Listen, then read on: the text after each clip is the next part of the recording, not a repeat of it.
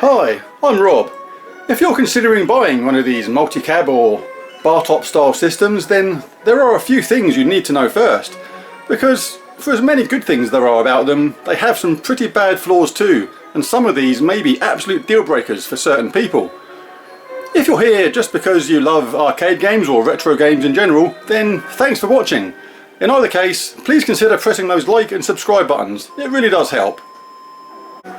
I bought this machine from a company called Arcade Mania, but this arcade cabinet style and size is popular amongst many sellers of these kind of machines. So if any of the faults and design issues I point out on this machine would bug you too, this means they'll be apparent regardless of who you buy it from. Other issues, like literally game-breaking control choices which are really strange, may vary from seller to seller, so if they're going to bug you too, be sure to check first.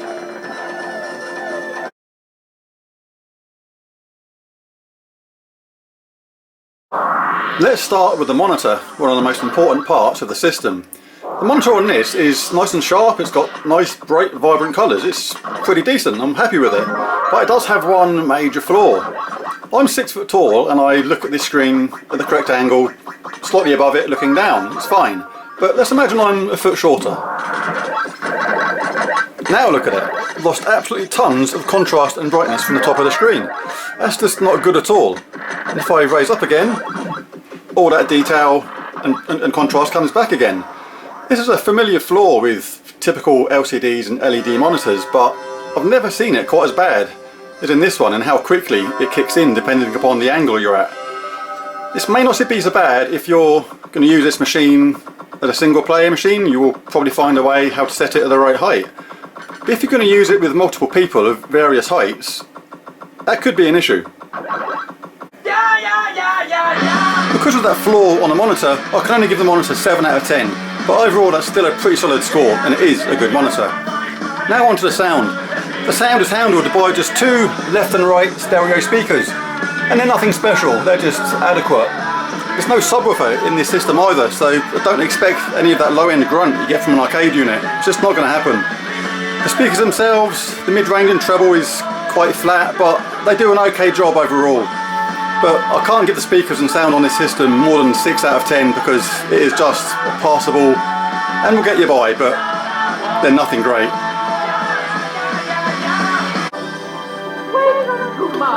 Controls. Controls are hard to give a score for because on this machine I was able to choose between various makes.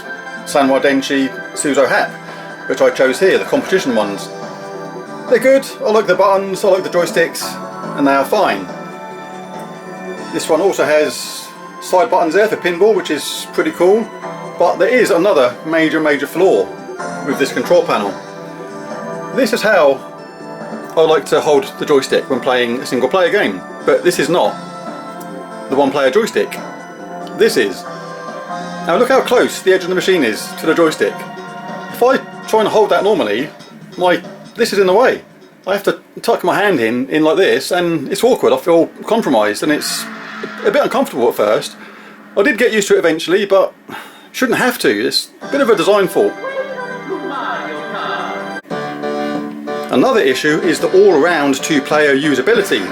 If you've seen this machine advertised as full size, don't fall for it. It isn't. It's compact at best. It's not full size. What this means is when you do play 2-player, you're pretty compromised both sides. You both have to move, one player has to move this side quite a lot to not be literally on top of the other person, and the other person has to move to the side this much as well, and it makes it a little bit awkward to play, and it's a little bit cozy. If you don't mind being cozy, all is good, but otherwise it's not that great. Now, build quality. This is a real Jekyll and Hyde affair because the bar top is really well made. It's nice and solid. If you have a look in the back panel of the machine and take a look inside, everything's been put together really well. It's really nice, and it's solid when on a normal surface, and I'd say 10 out of 10 for the build quality of the bar top. It's the stand where it's let down. This is really annoying because it looks great with the bar top on top, but it's just really flimsy and it really moves around. I mean, I'm just going to take the joystick and I'm going to just rotate it around. Not hard, just gently. But look how much the machine is moving from side to side. That's kind of crazy. You can cure this. The way I intend to do this is by fixing a piece of wood which is the same width as between this edge and this edge at the back of the machine, attached to the wall, which will prevent that sideways motion.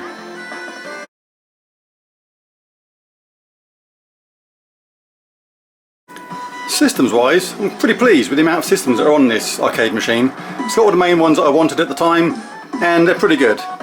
We'll just go down through them more quickly. What's pleasing about this is there are many complete collections on here. Some like Dreamcast, there's just the main ones which you'd expect. But some of the earlier ones that are small files like Game Gear and Mega Drive or Genesis, Super Nintendo, things like that. There are complete collections on here of all the games, which is really nice to have. Nice touch.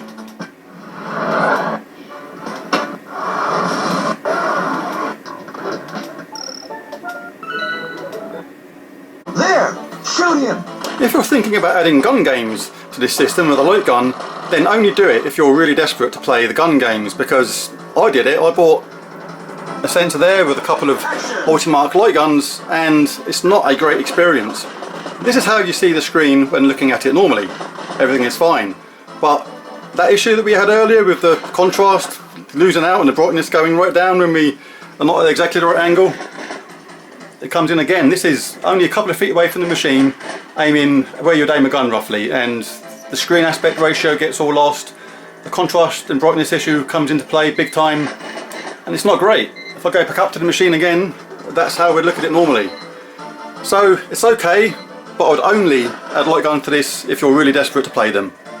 A really big fault for me, and this one could be a game changer to certain people, is the machine comes with two 360 style controllers for console games and the like, i.e. Dreamcast, GameCube, PlayStation, etc. But Arcade Mania, in their infinite wisdom, decided that L3, the main button you use to move around on most games, the click of that will be the exit game button. What?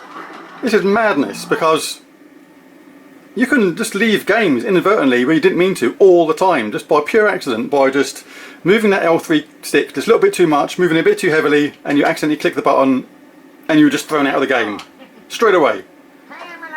That's so irritating, because it can happen even in two-player games. It even works on the Player 2 pad. I'll just start the game up. This is another issue I actually forgot about until I've just seen it now. Stretched 4:3. I know I'm starting to sound like a fussy git now probably, but I'm a bit of a perfectionist and I do like the correct screen ratios, and when I rang them up to get this stretched 4:3 disaster fixed, they didn't know how to do it. So that wasn't very impressive either. So we'll just start the game up.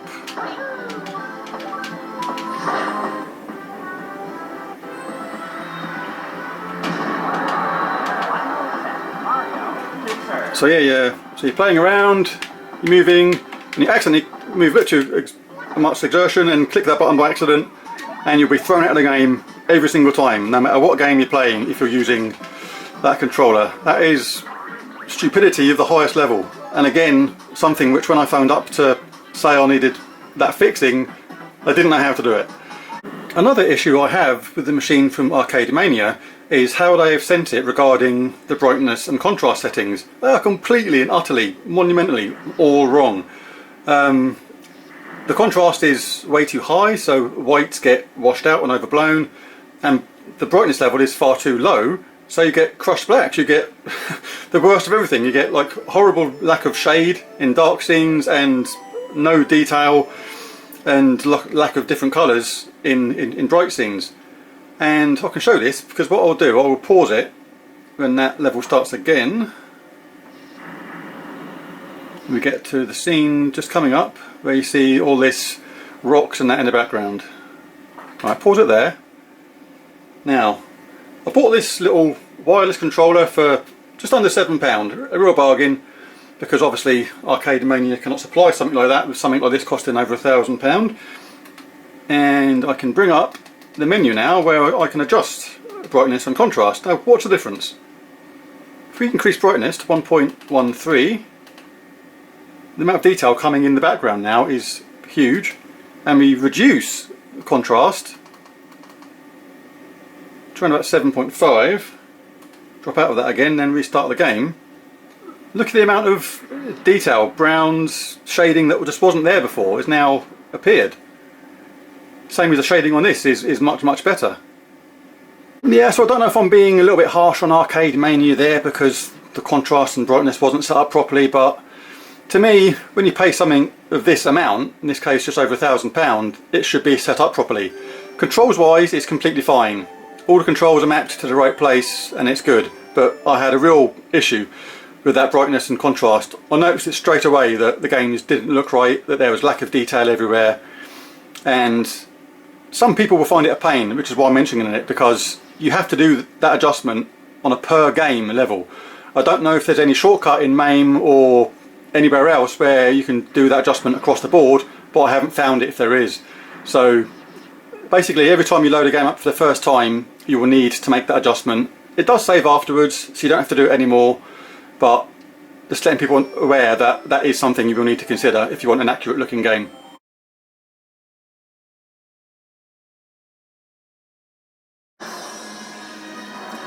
Overall scores. I'm going to rate this as a 1-player machine and a 2-player machine separately because it varies considerably. As a 1-player machine, I would say this is 7 out of 10. It's a decent machine, but with those few flaws which do let it down slightly. If some software issues like the L3 button to exit certain game systems can be fixed and things like that, then I'd rate this 8 out of 10. But as it stands, 7. As a 2-player machine, it's harder to recommend it because it's very ungainly with 2 people. Everyone's just a bit too close and it's a bit uncomfortable. You have to stand at a funny angle to the machine and it's hard to use the buttons and joysticks properly. So just 5 out of 10 as a 2-player machine. So there it is. If you enjoyed the video, please remember to like and subscribe, and I'll catch you again next time. Bye for now.